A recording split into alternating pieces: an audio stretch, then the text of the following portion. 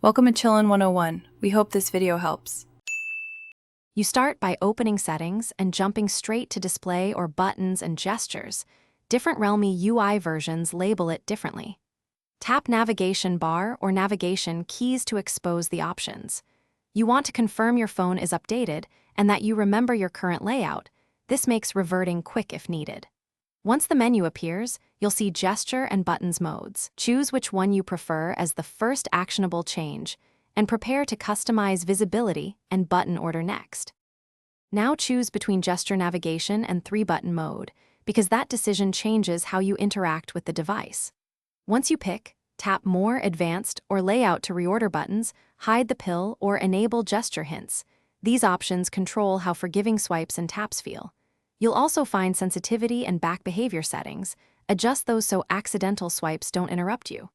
After tweaking, test by navigating home, back, and recent apps to verify the layout works smoothly for daily use. Finish by saving any changes and using several apps to confirm consistency, because some apps behave differently with gestures.